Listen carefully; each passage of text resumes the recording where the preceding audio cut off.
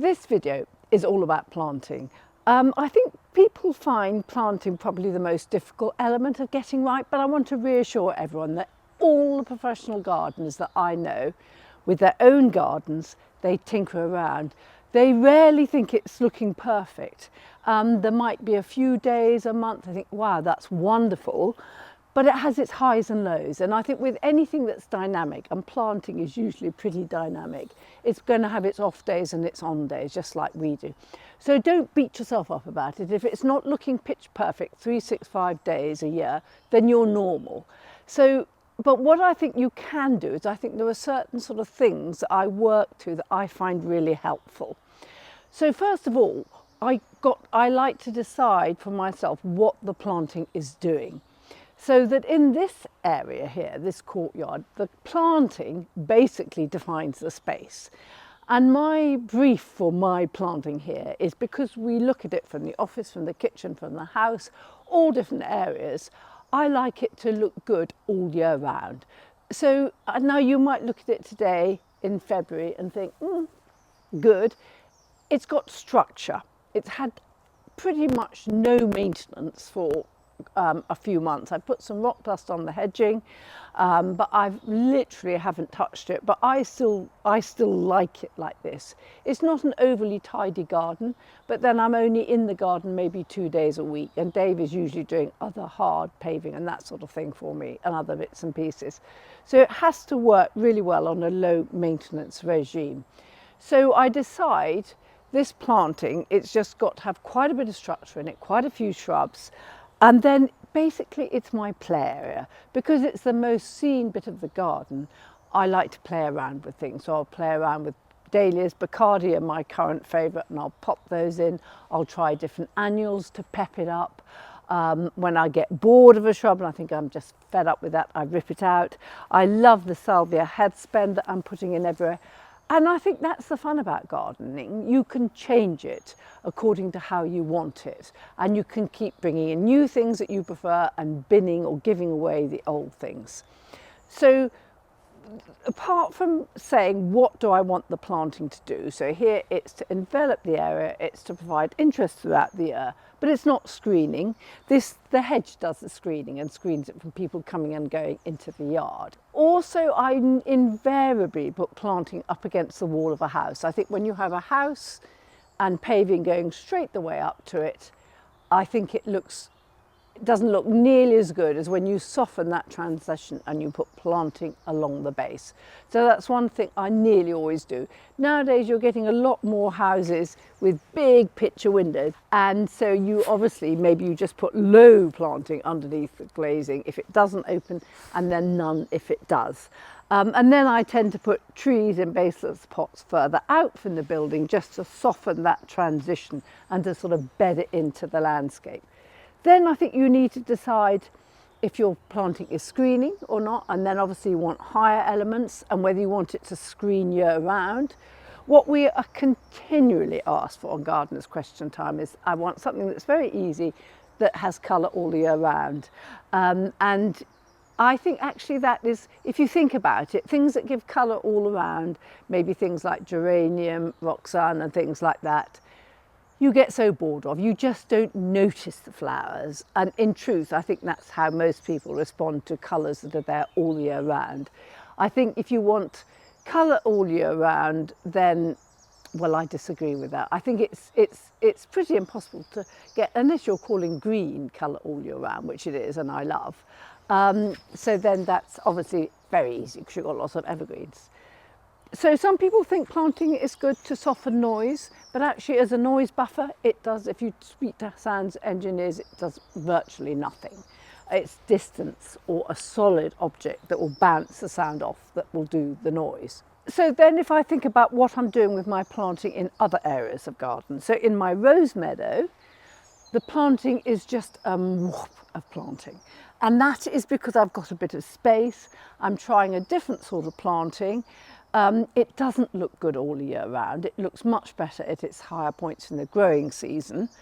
And I find that sort of mass sort of planting en masse, which a lot of people are doing a lot of now. They're just having big, huge 30, 40, 50, 60 plus square meters of planting that you wind your way through. And I find that difficult to maintain because the plant communities aren't stable. And I find it a bit lacking in structure. That's just my taste. A lot of people think it's brilliant. But I have done it in a small area in the rose meadow, and I do like it there. But I think it's not the easiest way to garden. But I enjoy trying it out. In my wall garden, I've got a very definite structure, and the structure there was to hide the views to the cottage on one side and to frame the view out to the field. And so my simple beds, serpentine beds, go underneath the pleached hornbeams, and they're very simple planting, and the purpose of them is just to cover the soil under the shade, add scent, add colour, and give me long views up from the crypt and the sitting area out there, so we can enjoy the views. And that's really the purpose of it. It's low planting, it's easy planting, and it's shade and drought tolerant planting. In my lawn area, where I look out to the meadow, I've got 2 hedges running either side which frame the grass out to the meadow.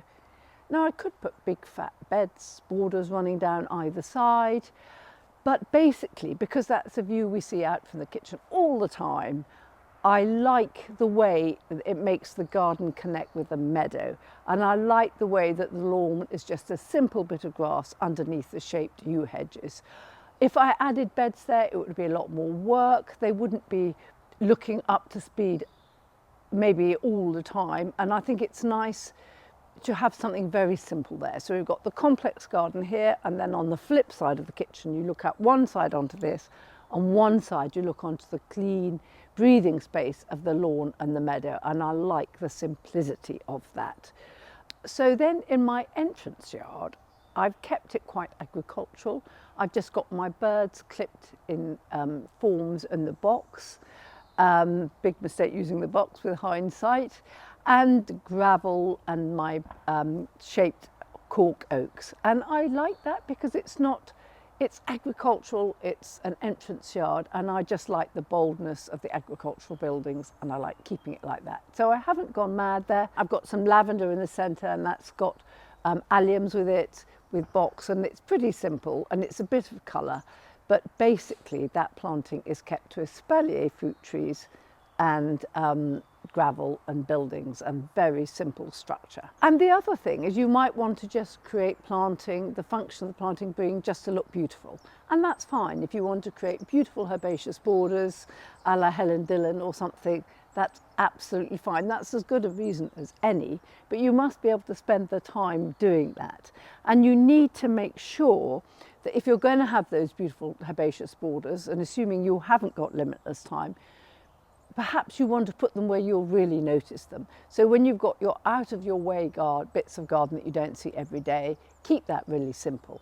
Where you've got your intensive garden bits, have it where you really notice it and appreciate it.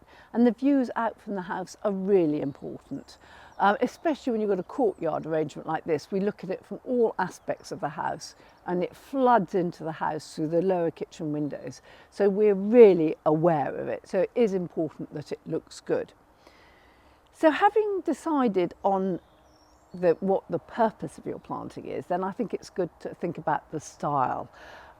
So I've mentioned the prairie style planting, which is all the rage, with lots of herbaceous plants and a bit of structure now and then perhaps.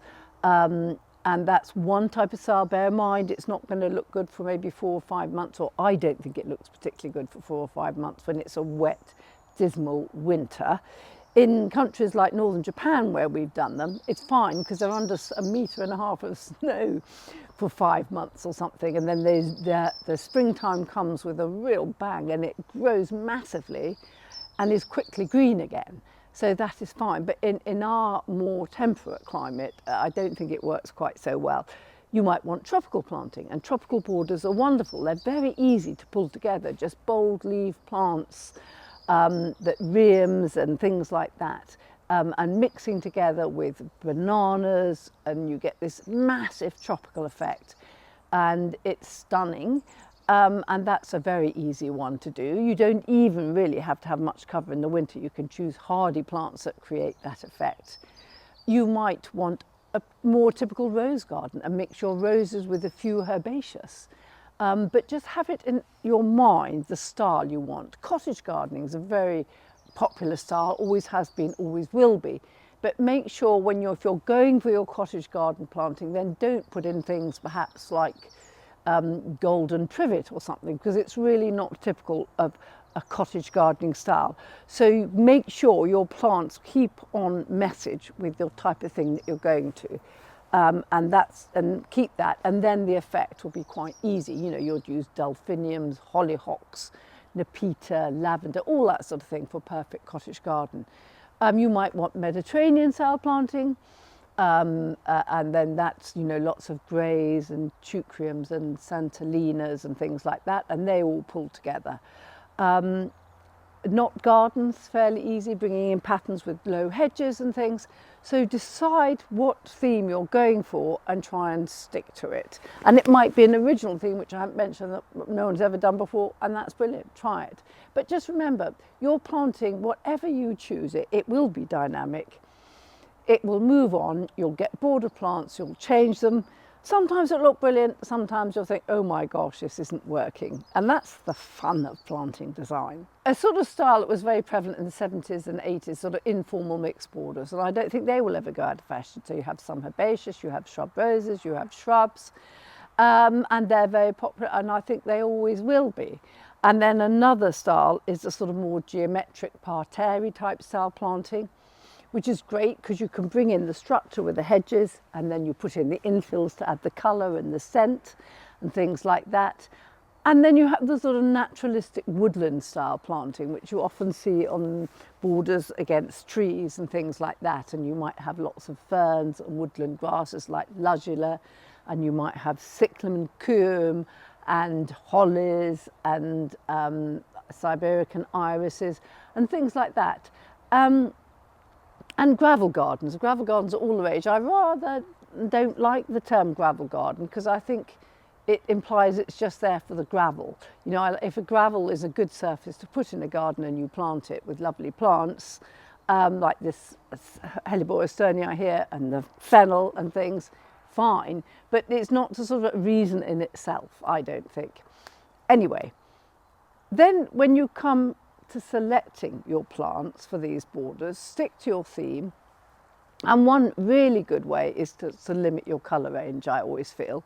So here I tend to do a lot of magentas. You wouldn't think it looking at it now, but I do love deep magenta. My rose is James Austin, my salvia Hadspin, some silvers with Astachyas.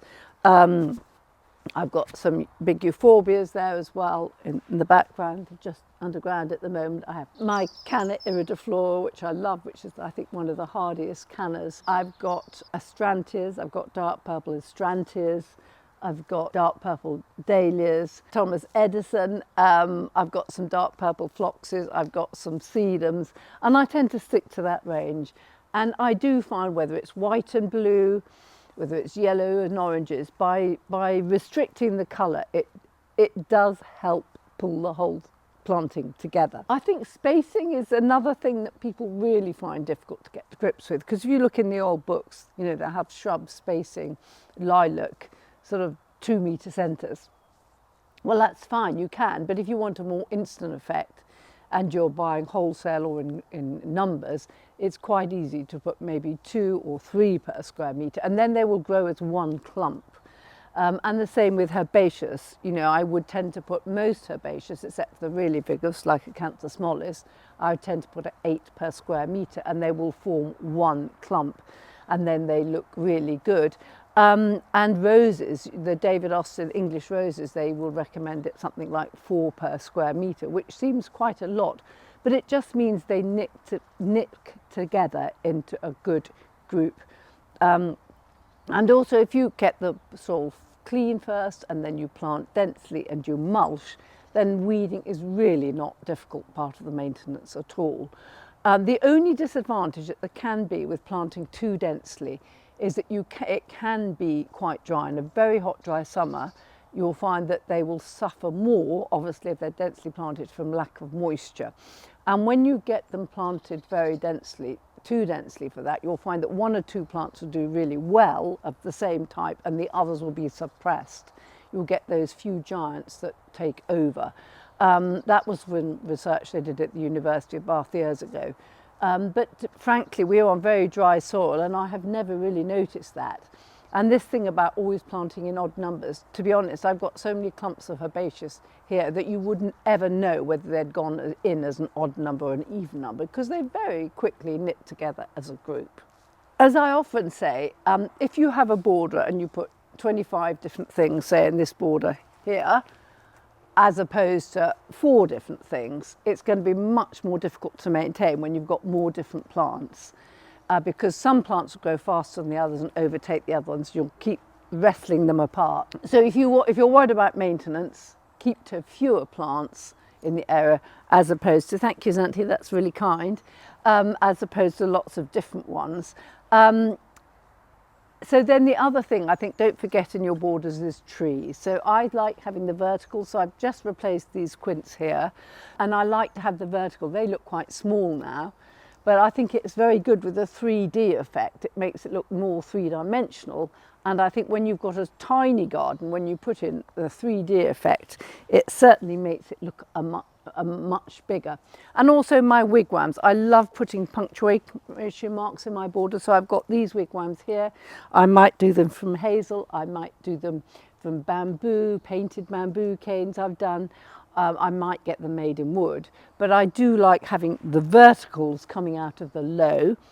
And so apart from punctuating with trees and wigwams, then if you want to up the ante, then in the spring, obviously add the bulbs, mainly spring.